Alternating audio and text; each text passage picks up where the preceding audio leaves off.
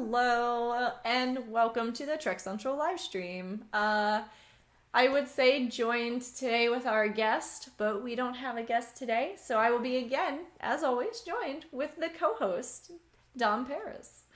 Oh, yes, I would say thanks for having me, but it's kind of obligated that I'm here. So, yeah, thanks for bearing with me, I'll say. Yeah, I still haven't gotten the chat up, so that's on me. But and I have audio up, so even worse. But yeah, so episode 9. Yes.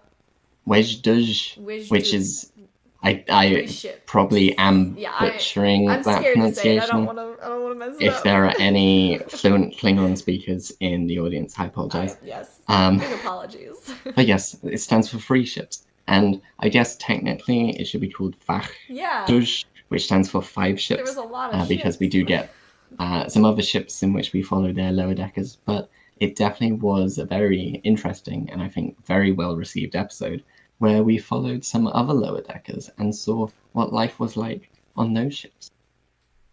I loved it. It was my favorite episode. It was my absolute favorite episode. I wouldn't even say it's my favorite episode of this season. I would say it's my favorite episode of the entirety of Lower Decks. Yeah, it was all of Lower very Decks, it's the best one. well written. Yeah. But yeah, going off first, let's talk about, well, what would, in regards to, we saw some couple of other ships. We saw the Cerritos lower deckers, obviously, but we saw the lower deckers of a Klingon bird of prey, the Sheta, and a Vulcan cruiser, which was looking really nice, a new style of Vulcan cruiser, which was actually, like, when you look at it next to the Cerritos, it is massive. It's huge. And if the Cerritos is slightly smaller than like a Galaxy class, this is big. So yeah, the Vulcan cruiser Cheval, which has some like Dakir type elements of Vulcan cruiser. But yeah, I definitely want a model of that ship. Mm-hmm. But which of these free ships would you like to be a lower decker on? Which would I guess like should be to? the question. Yes. Like, you know, Boimler says, oh, I'd really like to be on a ship with known social standards like Binars or Klingons, but would you want to be on a Klingon ship? I don't think I'd want to be. I know I wouldn't want to be on a Klingon ship, and part of me, I want to say I'd want to be on a Vulcan ship because I love Vulcans. However, I'd and exactly, I'd end up like T'Lyn, and I'd get kicked off the ship because I'd be like, well, if you would just listen to me, because this is sound. I don't need a perfect reason if you would just listen. Yeah. So I would get frustrated way too quickly. So I feel like I'm just meant to be on a Starfleet vessel. Just make me a Vulcan on a Starfleet vessel. I'm fine. Like, I think it really well showed off Vulcans, and I know that's kind of vague saying, but just how boring being on a Vulcan ship is. Like, oh, would you care for a game of chess later? Yes, I'm free for chess. It's like, oh. I know. There's no I'd excitement. rather listen to a concerto on the Enterprise D than be on a Vulcan ship. But yeah, I agree. I do want to point out from the Klingon ship, what was really, really cool was, one, they were in bunk beds, the same as the Cerritos. I actually have something to talk about that. Yeah? Yeah. Go ahead. Oh, no, keep going. I'll come back to it. Oh, I was just trying to say the fact that there's a Klingon in a bathrobe, which is great. Obviously, in like the very first episode and in a couple of episodes of season 1, there was a officer in a bathrobe. But it was just really nice seeing a Klingon in a bathrobe. Though, I wouldn't be surprised if there weren't showers on a bird of prey, but I'm kind of happy for them that there are showers. I'm glad they have showers for them. Wait, didn't Worf care a lot about his appearance? Like, it wasn't like, didn't he say like Klingons pride themselves on their grooming and practice? Like they. He did, but also he was very like, whenever he met Klingons, they were like, "Oh, Worf, you're too uptight." So it could just be a Worf thing, being like, "Oh, I'm gonna excuse my cleanliness on being Klingon." But no, something I was noticing about the bunk beds is they were. I actually thought this was a direct reference to this Star Trek Online, because like when you were playing, like when the Klingon expansion, what is it? How the world houses it? Klingon faction. Yeah, but I forget what expansion was. But yeah, when that came out, if you play a Klingon or any of that faction, your starting mission, if you don't skip it, you go to like a crew quarter of basically lower decks, and it looks so similar. That was immediately what I thought of, because like there was a bunch of those hanging netted beds, though they weren't necessarily stacked. I think they might have been stacked in one section. You kind of have to like rush through in that quest anyway. But I know they had them laying on sides. They had like that same pattern. I thought it was a reference to Star Trek Online, but well, talking about Star Trek Online in regards to the Klingons, the Klingon lower deckers very much had that red style in uniform, which I really liked, but it definitely reminded me of the Klingon Academy uniforms they have in Star Trek Online, because I believe that those are also red in theme.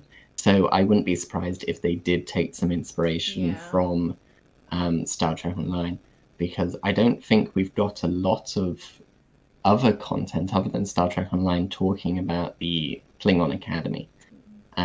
So definitely looking at these lower deckers and being like, the only content we've got about low-ranking Klingons is from Star Trek Online, so we might as well take some inspiration from that.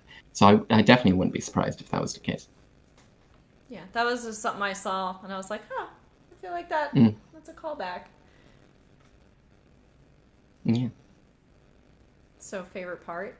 My favorite part of this episode? Part? Ooh, I definitely had to say probably the Cheval appearing in to save the day. But not just that. When the Sheta went and Captain Dorg, I think his name was Dorg, was killed, and Mach became captain, and they fled the battlefield. When I think it's the Wrath of...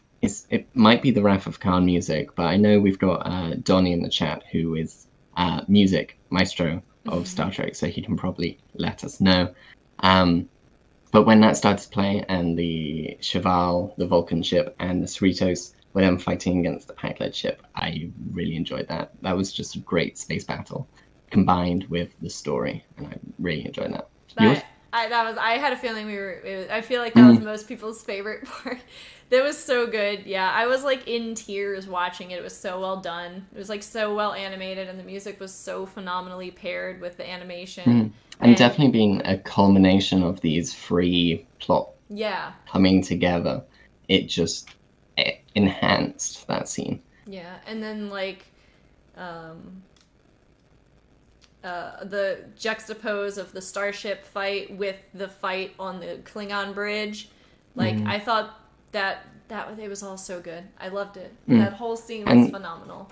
Yeah, talking about that fight, definitely with Captain Dorg and being the kind of dishonorable Klingon villain, we've gotten quite a lot of that, but also not just being the dishonorable, which you might akin to like Duras, who's well known for being very dishonorable. I mean, even the Durases in Enterprise were dishonorable.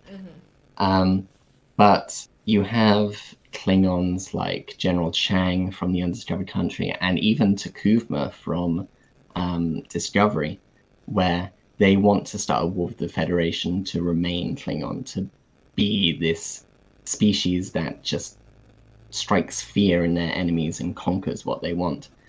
So it was very nice to get that same kind of villain, and you may call that repetitive, but I think it very much talks a lot about the Klingon culture and how the Klingon culture is quite toxic. Yeah. And it will bring out these kinds of people. And I thought that was a really nice touch. Yeah, I think everything about this episode was so beyond well done. Like, there really wasn't anything there was nothing in this episode I could say I didn't like. Everything blew me away. The end credit scene was just like the cherry on top. I audibly laughed so loud. My friend came every time because I watched it 3 times the day it came out. Once for me, once for my friend Marcus, and once for my friend Hunter. And every time they all reacted the same when that scene came up. Everyone just lost their minds laughing. Yeah, I watched it with like a really big Borg fan, and they just freaked out at the end. It's it was just a really nice scene and just a nice way to end the episode and to stay stuck on that with the Borg ambient music and the titles in front of it. Just which waiting is for just them a to really do great touch. something. Yes. I was waiting. Yeah. It's a really good way to make us sit through the gonna, credits. like, turn and like walk and do like one of their. I thought one was just gonna get activated and just walk and do its thing, but no, just standing still the whole time. I love it. In regards to things that I don't think hit too well, I won't say didn't hit too well, but I will say the Cerritos plotline didn't engage me as much as the other ones. To the others. But that's not necessarily a bad thing. No. If you're weaker or excellent, like you can be in any range, and I still think it was good. It still had some great moments. Tendi going on a hiking mission. Why is she climbing a mountain? With Dr. Ta'ana was great, and especially Boimler wearing the levitation boots and the Go Climb a Rock t-shirt.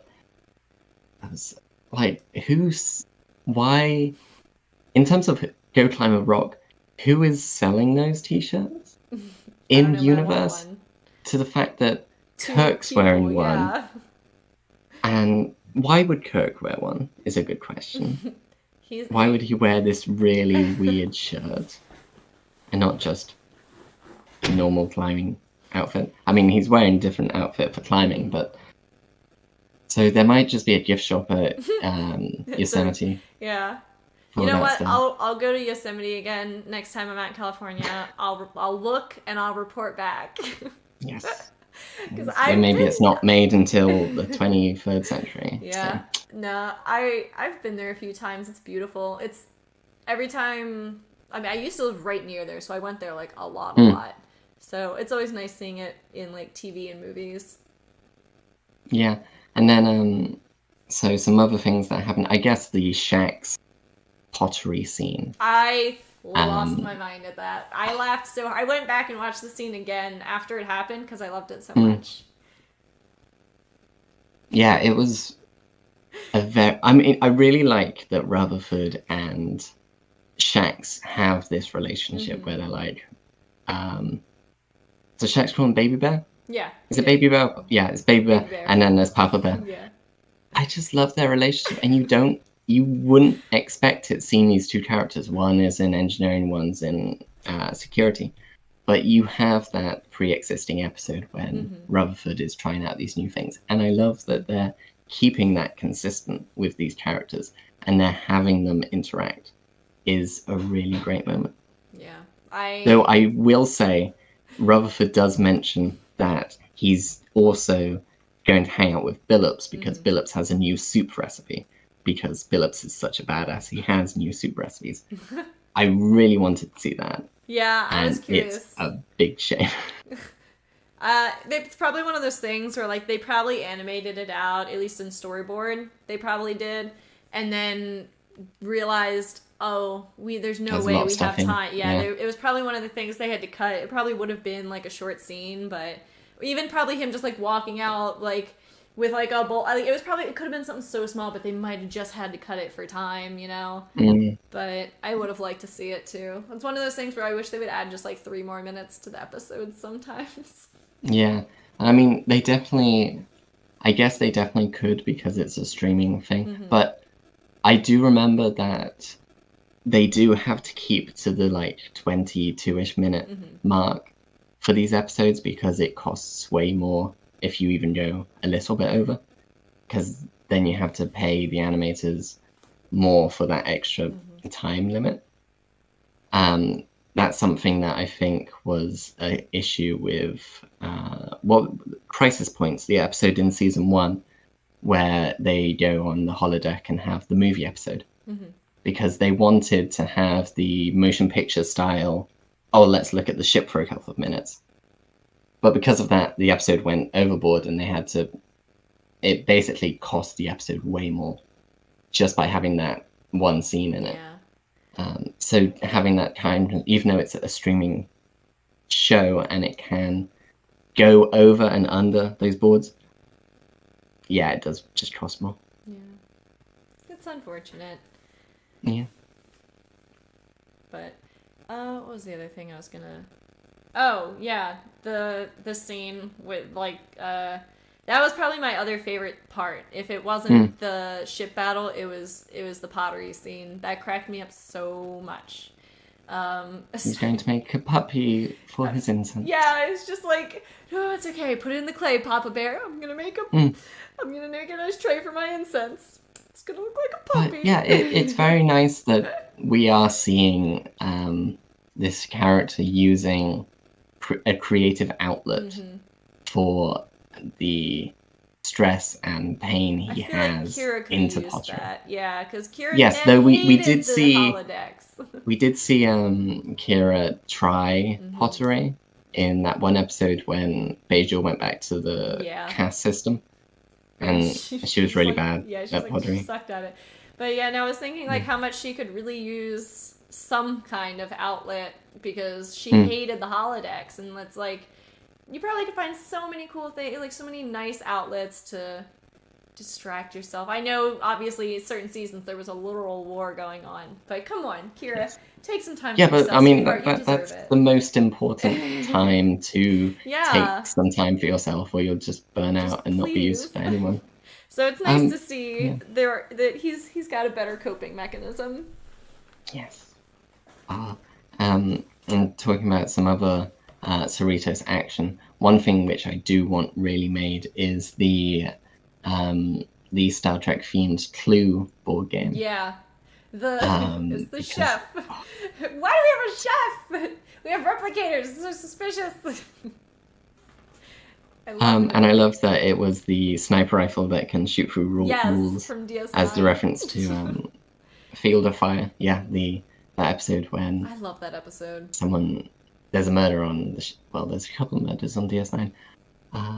But yeah, I really want that to actually be made by basic like Trek Unlimited, those people who are doing the official Star Trek merch now, because they've basically already designed the cards and everything. Yeah. You've just got to change the characters. Get someone to make it.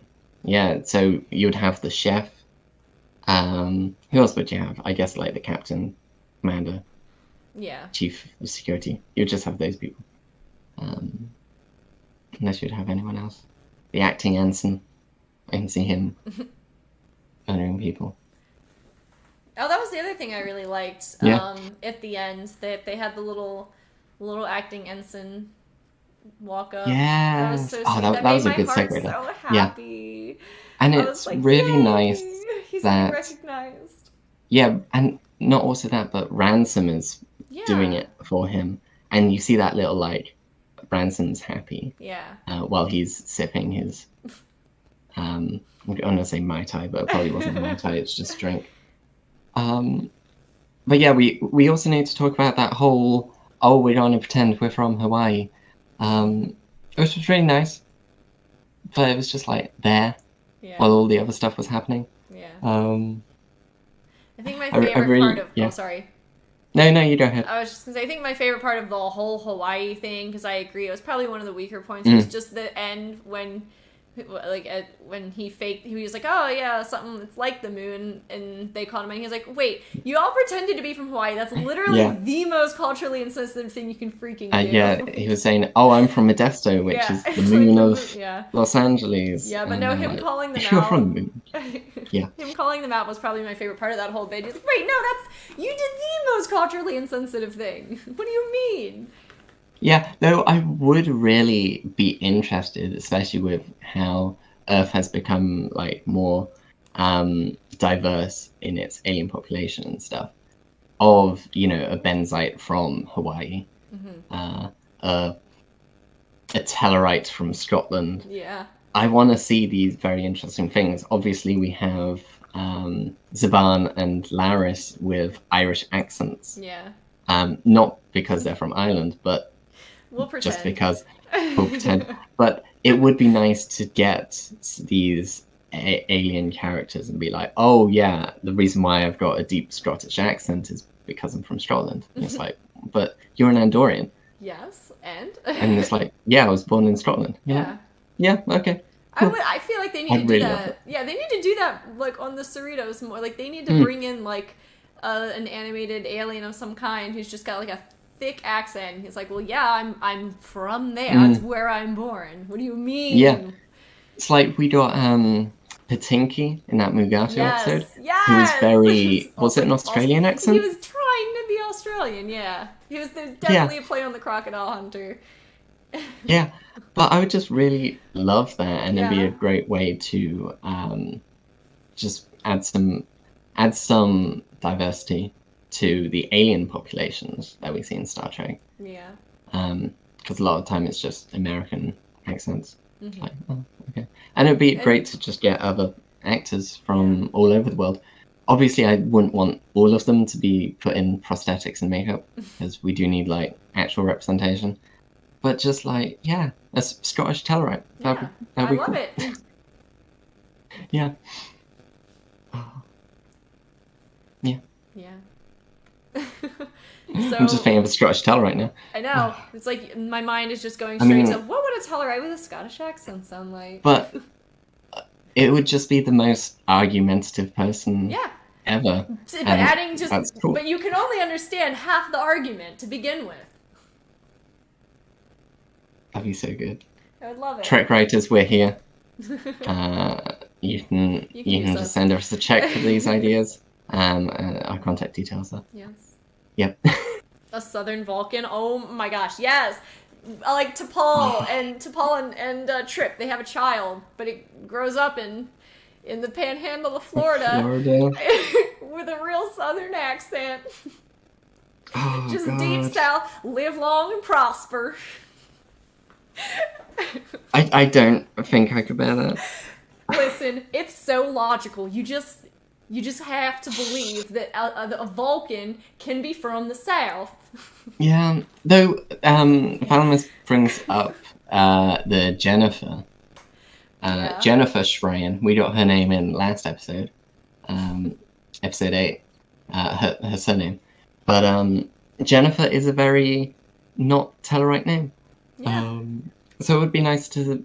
Like, we've gotten more Jennifer this season with the Red Shirts episode, and with last episode seeing her name. But it would be nice to see Jennifer get some more stuff. Yes. We need more Andorians. I will always say that. Yes, definitely, because, like, Andorians are one of the founding species of the Federation, but they were, like, never seen in TNG or DS9. Or in the original series, they only showed up once. And that was in the Journey to Babel. Yeah. But, I mean, I guess we did see a Andorian in TNG, but it was the green one that Data's daughter was considering. My headcanon is that it's an Andorian and a Orion. Orion. Yeah. Yeah. And it's just like, so it's still an Andorian. Just a green. It's a green Andorian. Yeah.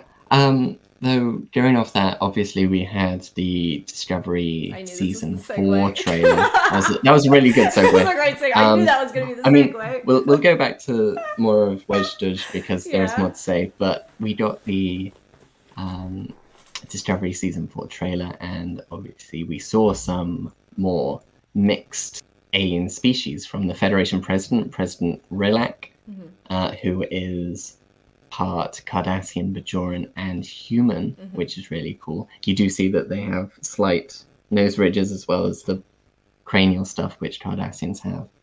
And their character being the Federation President is really cool because it just exemplifies DS9 as a show and a series by having a character who is a descendant of Cardassians, Bajorans, and humans. It basically has the legacy of DS9. Obviously, we also have a Ferengi who might be the captain of the USS Nog. There was a lot of discussion about this Ferengi and their appearance. So I'll throw it out to you. What was your view on this? Some people call it a redesign. Some people are saying that it's like the Federation President, probably part Ferengi and part something else, maybe a Tavarian. But what were your thoughts? I'm not because I guess we should get out of the way. Yeah. Yeah. I'm Not opposed to it. I thought it looked good. I think the only thing that threw me at all, the only thing, and it was more of just like me wanting to joke about, is a lot of people said that was the part they thought, would stick out. No, to me, they didn't have their butt heads anymore, and it made me sad. They still did. I don't think it was just less pronounced. There was no butt. It went up a little bit. It was like a little. There were two little domes on top of the head. I wanted it to be the butt head. I don't want it to be, but you know what I mean when I'm like it was more of a joke where it's like, darn, I can't call them butt heads anymore. But no, well, I guess the fact that it is less pronounced probably does lead us towards more thinking that it is part Ferengi. Yeah. And that just got a little bit more pronounced. And if it's not part Ferengi, then, I mean, evolution exists. I mean, it's been, 1,000 years? 900 years probably isn't enough to change them that much. No, but I don't know. I mean... But I think season 3 of Discovery very much had a lot of legacy Trek aliens coming to us with not redesigns, but just re-updated. We had the Corridonites in the first couple of episodes, which looked basically the same as the ones we see in Enterprise. We saw Lurians, which looked the same. They looked like Lurians. We got Cardassians that looked like Cardassians. So my mind is more that this is just a part Ferengi. That's and kind if of not, what I was thinking it's originally. Just or a different area from a different quite area. Diverse. Yeah. Yes, obviously we always joke about, it's a northern Ferengi. Yeah. Because we have northern and southern Vulcans. Yeah. But who's to say it's not just a Ferengi from a different continent or something? Yeah, and if there were, if the Ferengi weren't allowing, women to leave their houses, they might have been we don't allow... This one could be a female Ferengi, That's we don't what someone know. else said, I saw that. But also it could be those are Islander Ferengis who didn't agree with the Ferengi Commerce Alliance, so they were just left on their island. Mm-hmm. It could be anything. Yeah. But apart from that, it looks like a Ferengi. The fact that everyone's like, oh my god, it's a Ferengi, kind of says a lot about its design. Yeah, I mean, you can tell right off the bat it's a Ferengi. Jokes aside, my bad jokes aside, it's a Ferengi, and it's pretty hard to argue otherwise. It's really the front part, the way the front part of the face is structured is very Ferengi. Whether or not it's a mix of a Ferengi and another race, or just a redesigned Ferengi, it's still, you can tell it is. But yeah, I don't know. I think it'd be cool to see more, conglomerates of different alien races, rather than just being oh yes, it's just a Vulcan, it's just a Cardassian. Because Cardassians, Bajorans, we saw that with why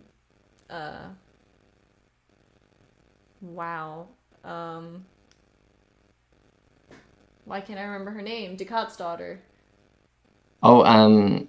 Zial. Oh my god, why? Zial. Yeah, why did I have so much Zial? Well, I don't know why I had so much trouble with that. But yeah, Zial, I mean, so if she met a human, Bajoran. Then boom, you've got Cardassian Bajoran human. That happens in DS9, so who's to say? And everything was much less pronounced, so it's quite possible it could have been a Bajoran Cardassian met a human, And just to let you know, apparently there's some fuzz in the audio, and your camera is slightly misaligned on the left side. So thank you, Kraz, for letting us know. We'll sort that out. Apologies, everyone, for that. Hold on. Yeah, Thalamus, I'll talk to the chat while you're sorting that out. Thalamus says, would be nice to see more hybrid races. I like how the Federation president is Bajoran, Cardassian, human. Yes, I agree. Definitely. After, during the burn, when you couldn't go back to your planet, and you're on a colony planet with a lot of different people. Oops! Yeah, you'll probably have to sort with stuff there. Right. But also, the fact that the Federation had 380 member states before the burn, that's a lot of people interacting, so obviously you would get more hybrid races. Yeah. It would be nice to also see that just in other Trek shows like Lower Decks. Lower Decks is a prime example of you can just animate a new species. Well, you can animate a new species, but you can also animate new variants and new parts of species. So it would be very nice to see more and just see how much more diverse the Federation can become. What about pre-warp societies in the TNG era? Will they have developed warp? By the 32nd century, probably, yeah. It depends what type of pre-warp civilization they were, but if they followed the same track that humans did, and were in like the medieval era, 900 years in the future, they would develop warp. Is the audio any better? I have no idea. I can't hear it my side. Okay. So the chat will just have to let us know. Okay. Phil Bailey says, I think the Ferengi dude is a hybrid. Yeah, sorry, what was that? Oh, I was just saying, I unplugged it, plugged it back in. Usually that's the only problem when it gets fuzzy like that. Yes. But yeah, it should be fine, if nothing else is said. But yeah, there was a lot of good stuff in the Discovery trailer. It looked very cool. I really do like the new uniforms that the Starfleet has, rather than the grey ones. The grey ones were quite grey. Yeah, they were very boring. Is the way to say it. And I do get that it does clash with the sets as a reason, but I think the better reason is it was just boring, and it was just made as like, oh, we won't see a lot of the Starfleet HQ, but now that we've got our characters in those uniforms, it definitely would be nice to add them in more colour. Okay, Patrick Nicolucci, apologies if I butcher your last name, audio sounds fine. Yeah. So we are good. Yes. Okay, yeah.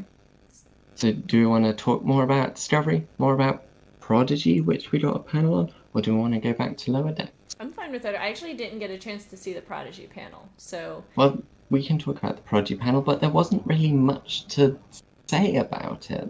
The people in the audience at NYCC did get a chance to see the first episode of Prodigy. I did know about that, and I'm sad that I wasn't part of that, but that's okay.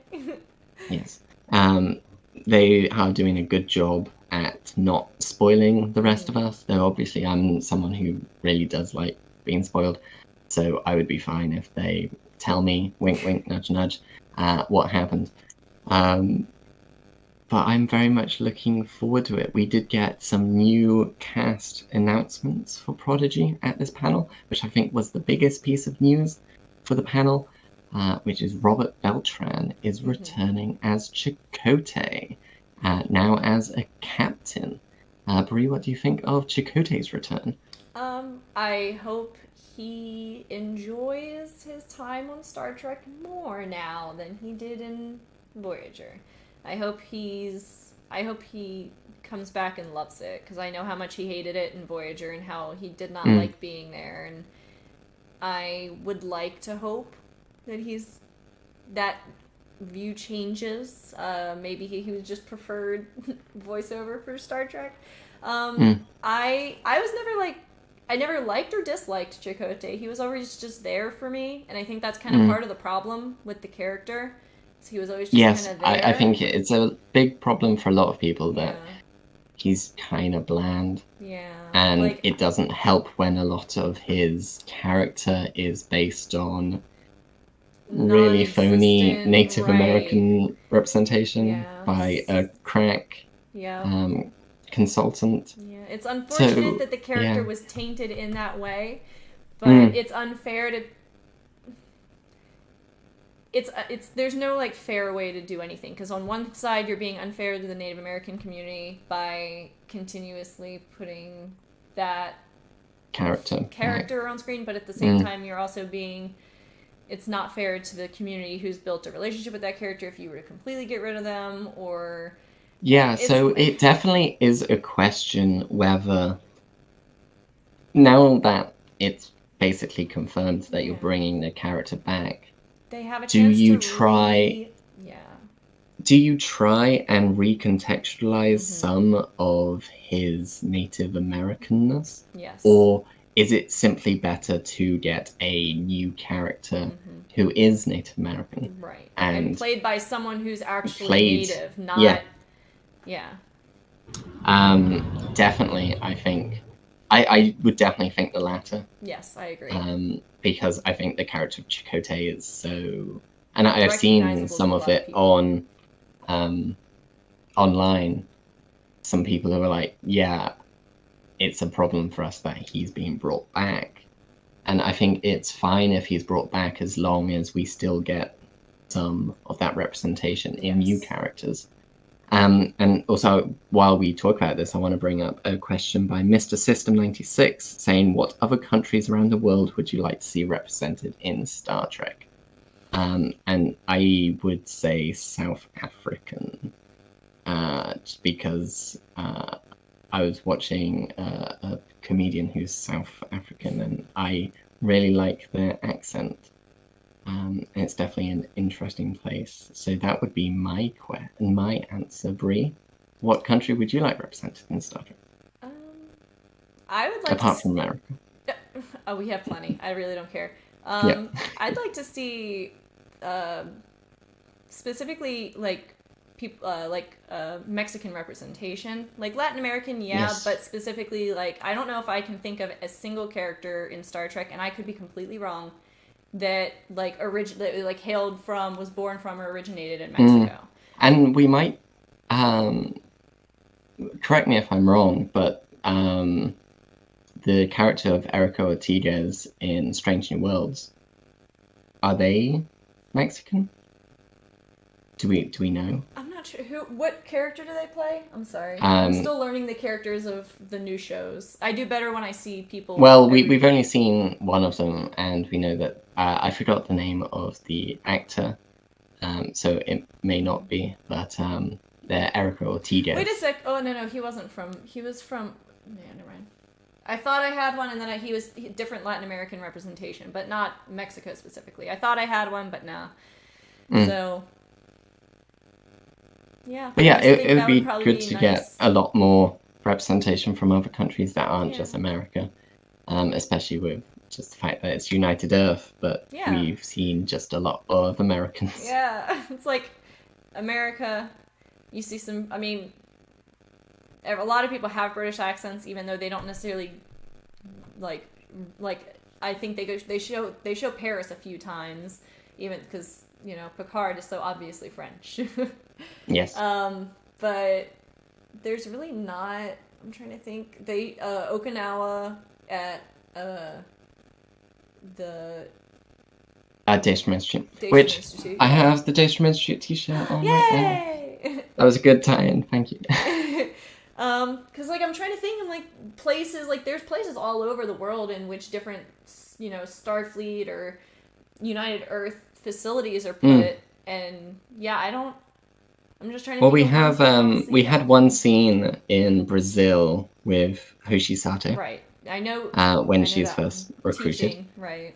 Teaching, and then we do see London. Well, no, we see Cambridge in All Good Things. We see London in Into Darkness. Yeah. There's a lot of countries. But there's a lot of new countries that they can bring in. There's 130-something countries, depending on who you ask. I'm sure that we could get some other representation outside of American for once. Yes. But other than that, with Robert Beltran returning as Chakotay, we have 3 more characters announced and actors playing them. We have Daveed Diggs, who is a Hamilton person, I believe. I don't know much about them, but they are playing Commander Tysus, I believe is their name. And they are an Andorian, so talking about Andorian representation and more Andorians in Star Trek, we are getting one in Prodigy as the commander. So very excited about that. We are getting a ensign, I think Essentia was their name, played by Jamila Jamil. Someone who I didn't think would be joining the Star Trek universe, but it's definitely cool that they are. And I've recently found out that they are very much a TNG fan. Nice. So that's really good. And, as Donnie says in the chat, Voyager guest star Jason Alexander. Obviously, unlike Beltran, he is not reprising his role as whatever his name in Voyager was, think tank person. Casus, I believe. That was a maybe his good name. episode. I actually was probably one of my all-time favorite episodes of Voyager. I It love was a very Think good Tank. episode. But he is playing. I can't remember their names. Dr. Noam, Noam, Noum. I don't know how to pronounce that. Who is a doctor, and that's all we know about those characters. They really just were like, here's the voice actors here. Here's what their species are, and here's their name. So, what we're gonna get from them, who knows? But it definitely is interesting that we are getting a Starfleet crew as recurrent characters alongside our Prodigy crew. With Captain Chakotay, Commander Tysus, and all these other people. So who knows? Donnie Pearson, thanks for reminding me, his name was Kuros in the Think Tank episode. But now that we've got a crew of Starfleet people as recurring characters, how is that going to work with the plot? Because I doubt the Prodigy crew is going to meet them very soon. So it could be that, okay, while all that's happening, we pan over to Captain Chakotay, who is hunting down this ship because Starfleet lost it in the Delta Quadrant. But then also, how is he in the Delta Quadrant? Unless it is they're going to start their journey into the Delta Quadrant as the Prodigy, the Protostar, and those crew are going to the Alpha Quadrant. Mm-hmm. So it definitely is something. It definitely. How they do it is very interesting, so we'll have to look at that. I'm excited, though. I'm really excited. I think it's going to be a good show. Yes, I'm definitely looking forward to it. It looks like promotionally it's getting faster in regards to the creatives are getting more interviews to get the word out that there is a new Trek show, there is a new animated show by the Hageman brothers. And they're very much selling that this is a show which even though it's aimed at kids, it definitely can be watched and enjoyed by us older Trekkies. See, I think I made the comparison before. I think what they're going to try and do is set it up very similar to Clone Wars. And this is kind of just cementing that idea in my head that the show is going to be, while targeted towards children, it's not going to be like just kids themes, it's going to be something anyone can watch. And Star Wars Clone Wars was so highly regarded for getting people into Star Wars and being good for anyone to watch. I am really hoping that this is the Star Trek version of that, because I would love to just be like, because I have a bazillion and a half friends who love Clone Wars, and so if I could just be like, there's a Star Trek show that's out right now that you might really like. So yes, definitely. And I think they also during the panel they very much sold this show as a show for those who want to get into Star Trek but are kind of daunted by the fact that we have over 800 episodes, 13 films, and many more on the way. It is hard to get into that, even though if someone asks like, how do I get in, you're like, watch an episode. It's very much, but do you watch episode 1 of this or that? So having a show dedicated to this is an entry point where not only do you as the viewer not know about Starfleet, about Federation, but the characters themselves don't know about it, and you can really put yourself in those shoes and learn as they are learning. It will, I think, be very good for Star Trek as a whole to continue to grow into new audiences and to get new people into this most esteemed franchise. Yes. Anything to get more people into the franchise is great. So yes, I guess we can kind of pull it back to Lower Decks just a little bit before we open it up to the floor for some questions. I do want to say, in terms of Lower Decks, Boat Trek is in the chat and said best episode of modern Trek yet, in my opinion. I agree. Would I agree? I would definitely say it's up One there. of them. It's one of There them. might be a Picard episode that I like, that I would Mm. rank up there, and there's definitely a Discovery episode or two I would rank. But It would be in the top 5 for me. Yeah.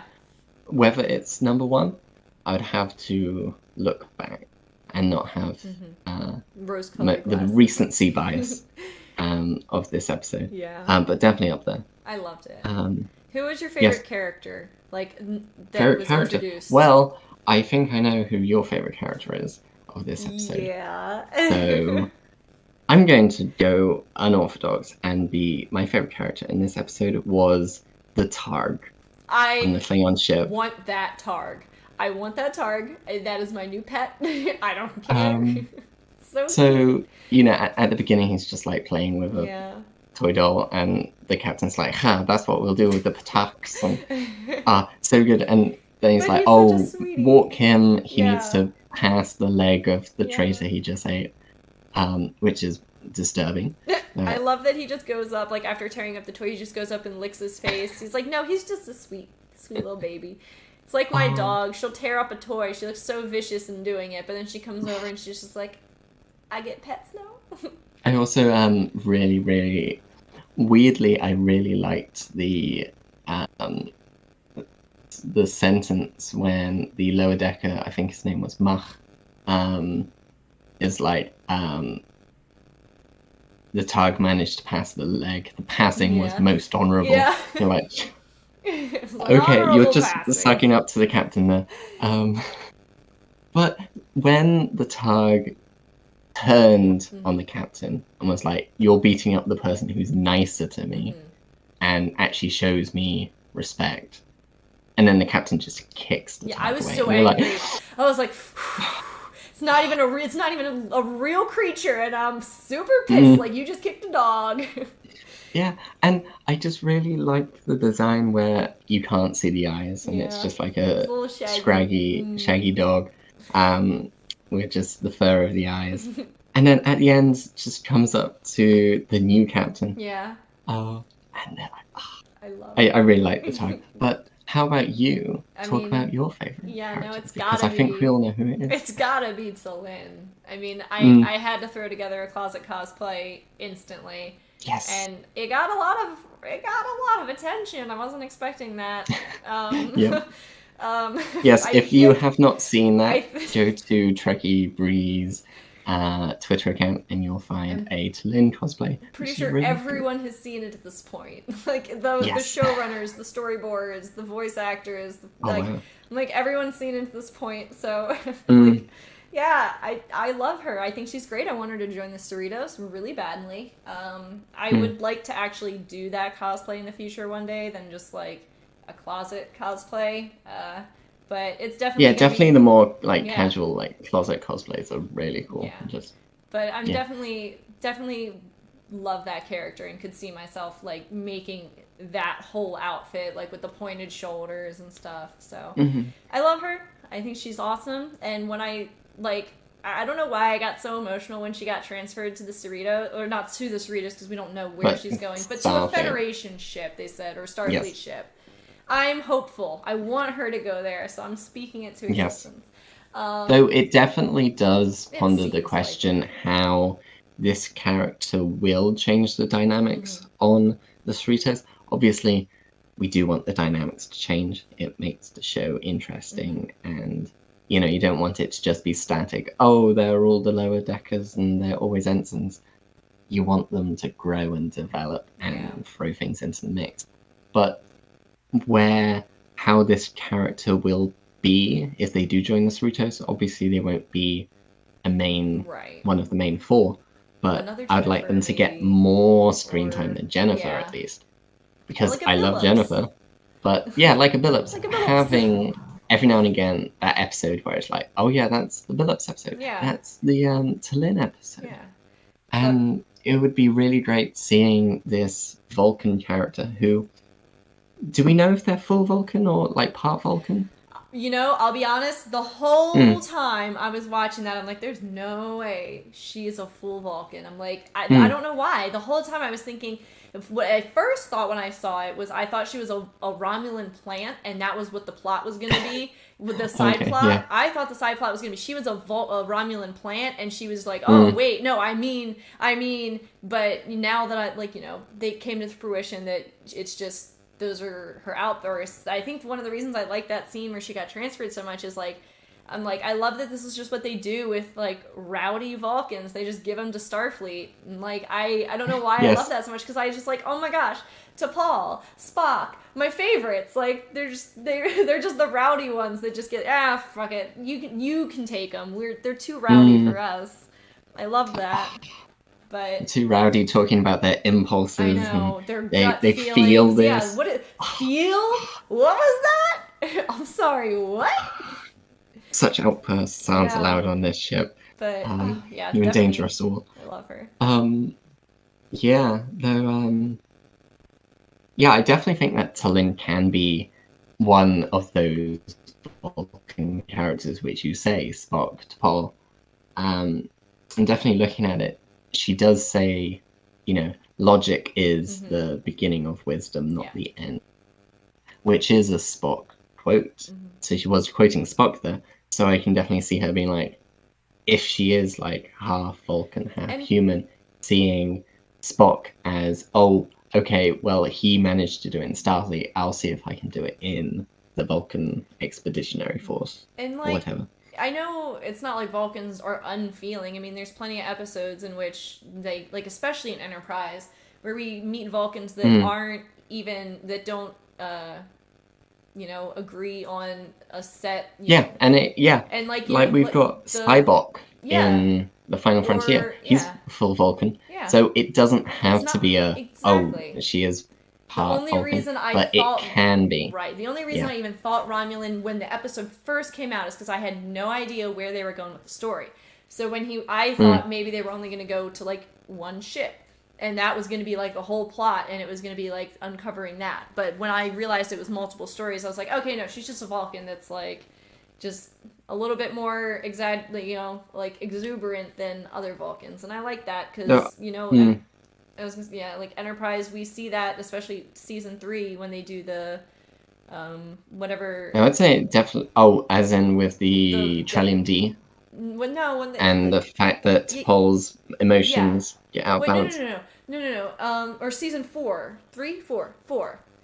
4 with the Forge. The Forge, yes. Yes, 4. 4. Season 4.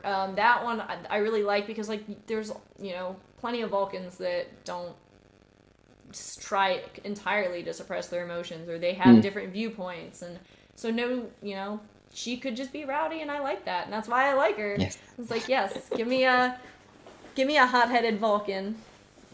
Yes. And I've seen some great fan art of T'Lyn in Lower Decks outfit. Same. So that would definitely be cool. I want the writers to bring her into the fold, and also I want the return of Mach as well. Yes, the Klingon Lower Decker. I loved because him. He's so cool. He was so cool. I was like, man, this guy's kick-ass. And he stood up for what he believed in. I think and it was many Klingons have tried to sabotage peace and they have failed. I like that both the ships stood up for what they believed in. T'Lyn and him were both just no, I have something and it's worth hearing, and you guys are going to listen to it. So I really like that. It's not always. Sometimes you gotta listen to the Lower Decks. Sometimes they have thinking good of ideas. that's just another This episode was just really well written. It was. By having those comparisons between the two, and how the Vulcan way of doing things compared to the Klingon way of doing things, and yet they achieve basically the same output. Yeah. And I just loved how the Klingon stabs the navigational console and was like, no, this is wrong. It's you dare challenge me. I was whole fight crushing Bachtach before you were even born. Though, still going on the Klingon point, is if you look at the Klingon captain's consoles, the House of Martok symbol appears. And if you listen to what the former first officer of Captain Dorg says while they are having their challenge. The former first officer says, who I think is called Commander Torg, says, you're a coward, you hide behind the name of, and then gets killed. So I think he was actually going to say, you hide behind the name of Martok, and this is someone in the House of Martok, which I think is really cool. I mean, that's cool, and just but that extra little... I don't like that there's some traitors in some the House of betrayers Martok. in Martok's house. I don't like that at all. Yeah. Oh, that's the man. Yeah. But it's so great cool story writing, but yeah, and it's only something you would realize if you like looked in depth and saw, wait, that's the House of Martok symbol. Does that mean? Oh, and that means what that guy said might.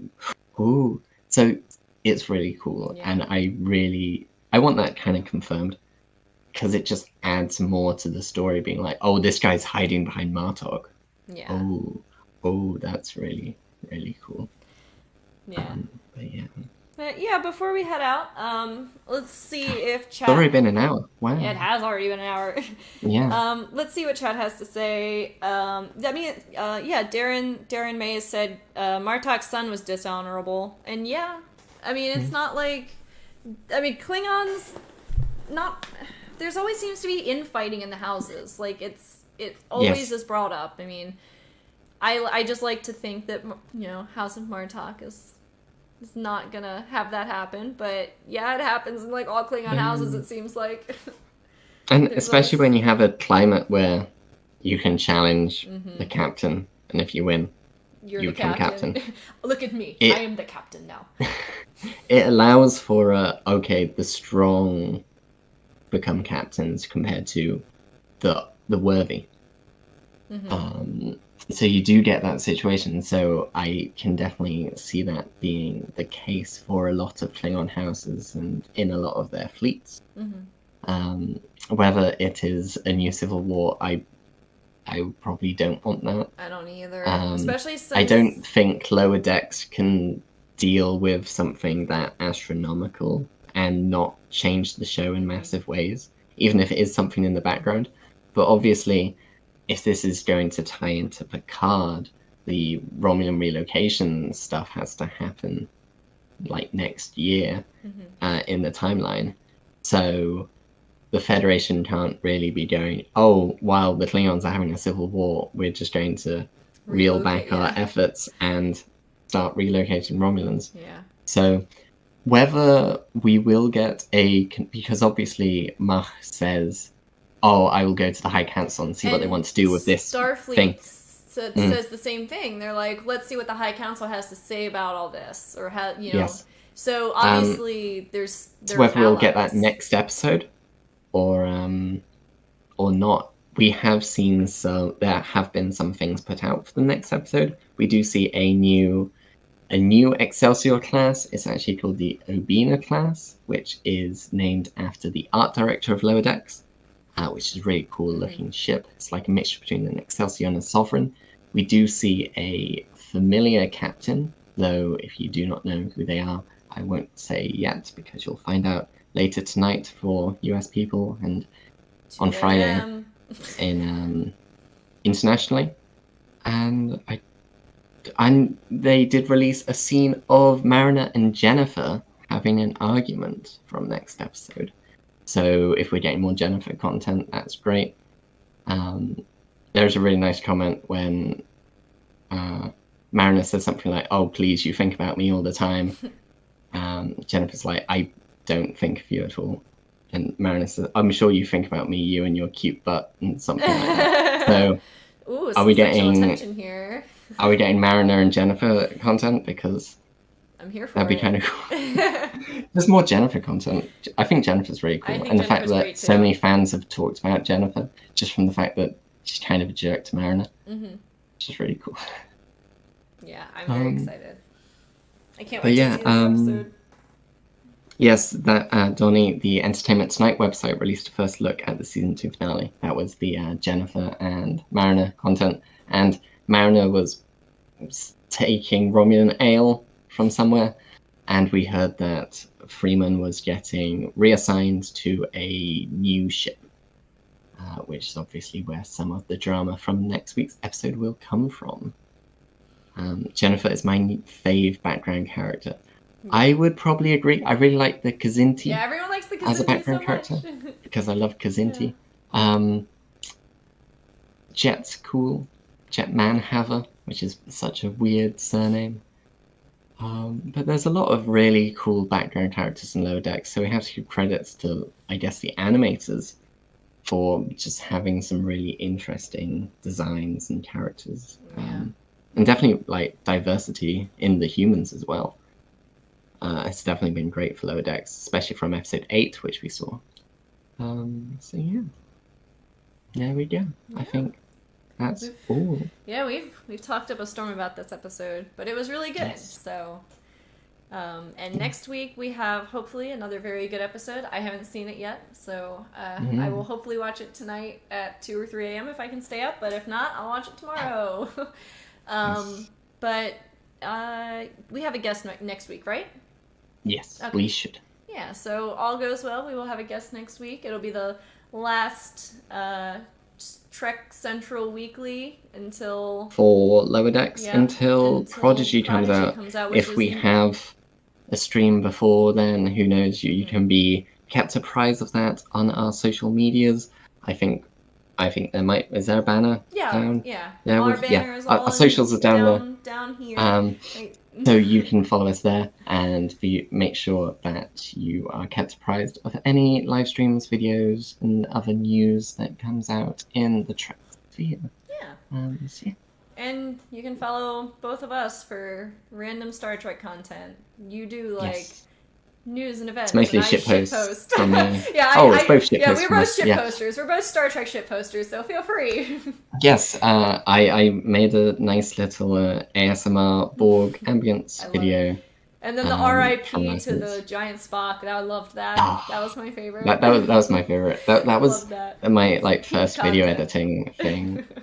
So that was really good. Yeah. But thank you everybody for stopping by and talking about this absolutely phenomenal episode that I loved so much and everyone else loved so much. We will see you all next week. But until then,